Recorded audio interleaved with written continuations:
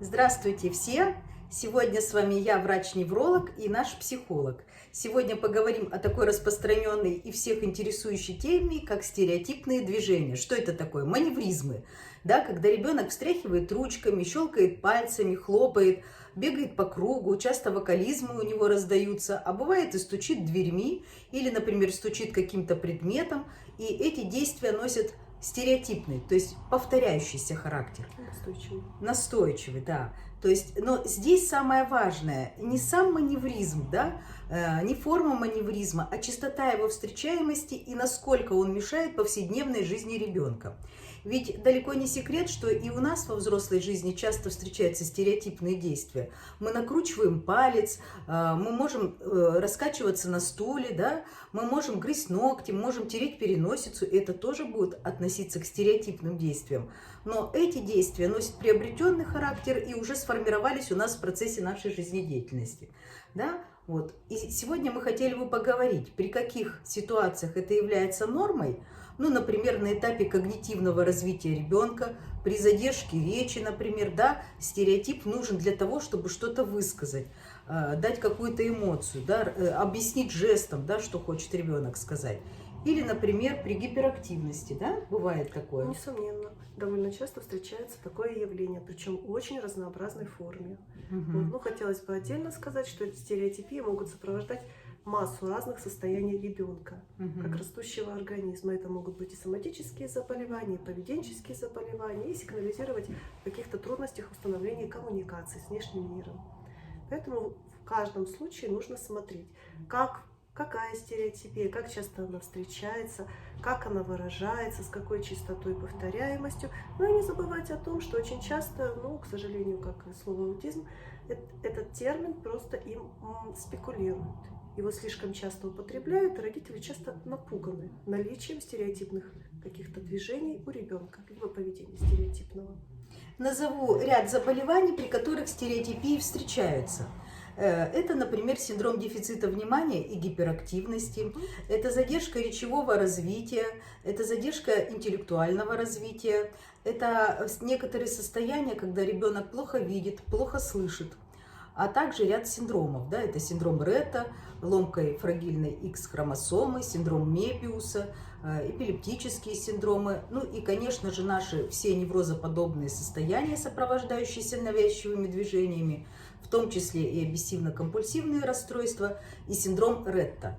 Поэтому, если вы видите, конечно, у своего ребенка какую-то стереотипию, то прежде всего надо обратиться к врачу-неврологу, на консультацию к психологу или к нейропсихологу для того, чтобы рассмотреть, когда это появилось, носит ли оно врожденный характер, либо оно носит приобретенный, появилось в процессе жизни ребенка, не связано ли оно с определенными задержками развития, да? Иногда это бывает задержки сенсорных систем, да? Ну, мы можем в этом случае говорить как раз о синдроме гиперактивности, дефиците внимания, гиперактивности. Часто мы наблюдаем это совместно с мозжечковыми какими-то проблемами, когда ребенок может крутиться на месте, бегать по комнате бессистемно, бегать вокруг детской площадки, вокруг детей, о чем мы уже с вами говорили. Вот. Он может раскачиваться, в том числе, и он может просто не сидеть на стуле, и вот такое ощущение, что позиция сидя ему недоступна, он скакивает, он бежит. Да, в этом случае мы можем говорить о том, что надо бы дообследоваться, конечно, к неврологу, чтобы он назначил необходимые физиологические обследования, вроде ЭЭГ, вызванных потенциалов слуховых, когнитивных, и составил себе уже картинку о степени зрелости мозговых систем ребенка. Да, многих родителей пугает именно вычурность, да, этого маневризма, да, что не очень похож и отличается от других детей. Но мы знаем, что такой маневризм может просто способствовать приспособительной или Конечно. Коммуникативной, да, форме поведения. Особенно в случае, если у ребенка имеется задержка речевого развития. Вот. Ну, даже в этом случае родители не пугаются, а опять же ставят с точки зрения психолога себя на место своего ребенка. Если ребенок затрудняется что-то сказать, то помимо того, что он может выбрать себе какую-то из манер поведения, чтобы сигнализировать о своих потребностях, крик, уход в себя, плач, истерика, либо совокупность, либо вот что-то одно из выбранного, он может еще сигнализировать стереотипиями, например, хлопать в ладошки, Вот. Здесь мы можем уже заподозрить о том, не заподозрить, а предположить, что он плохо чувствует свои ручки. То есть разбалансировка сенсорной системы, у него плохая тактильная чувствительность в этом случае. Вот. И, соответственно, невролог уже поможет установить, где, в каком отделе центральной нервной системы имеется недостаточность, и помочь справиться с этой проблемой. Да, Помимо поведенческих каких-то моментов, дефектологических, образовательных систем, крайне важно наблюдение и восстановление именно медикаментозной и физиологической всей системы организма. такая нейроотличительность может быть просто типична для вашего ребенка.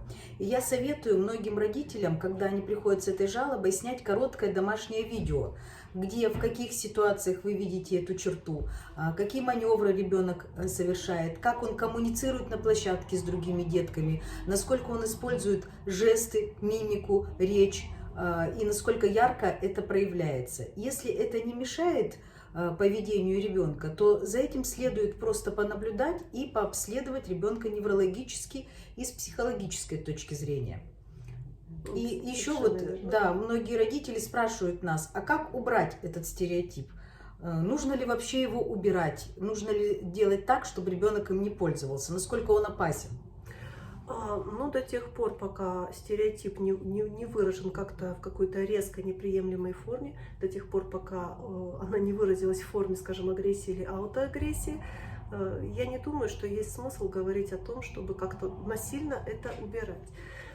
Дело в том, что, опять же, мы уже упомянули, чаще всего в практике мы встречаем такие моменты, что ребенок банально не может почувствовать свое тело, не знает своей схемы тела, где у него ручки, где у него ножки, не может ими адекватно управлять, так же, как и другие дети его возраста. Возможно, у него даже может болеть голова, и стереотипия может выражаться в том, что он будет себя либо бить по голове, либо по щекам, если он не может сказать. Даже такое может быть.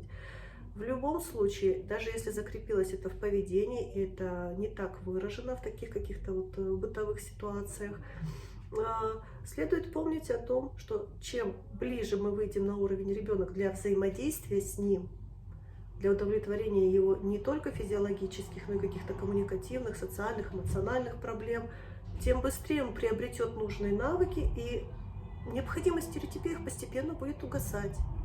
Да, я думаю, здесь занятие как раз с психологом, да, является тем моментом, который обучит ребенка коммуницировать, обмениваться эмоциями, высказывать свою точку зрения, показывать ее, да, то есть как раз вот мы это делаем вместе здесь, да, вместе с психологом. Поэтому если есть у родителей желание обследовать ребенка, посмотреть, выяснить характер стереотипии, не пугайтесь, нужно обратиться вовремя к специалисту.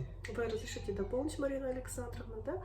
И дополнительно хотелось бы просто вот сказать уже к теме о стереотипиях, важно помнить о том, что на фоне того, что имеющаяся вот эта вот проблема стереотипии чаще всего в себе несет базу неврологического нарушения, нарушения какой-то чувствительности, о чем ваш ребенок не может сказать. Но он из-за этого тревожится, и вот это навязчивое движение чаще всего его успокаивает. Так же, как и вас, дорогие родители, покачивание на стуле во время делового совещания, либо грызть ручку, пишущий предмет, когда вы волнуетесь, говорите по телефону и так далее. Насильно в данном случае не надо ничего убирать. Это просто способ успокоения, пока ребенок не научился нужному количеству навыков для взаимодействия с вами в том числе. Спасибо большое всем за внимание. Всего доброго вам. До свидания.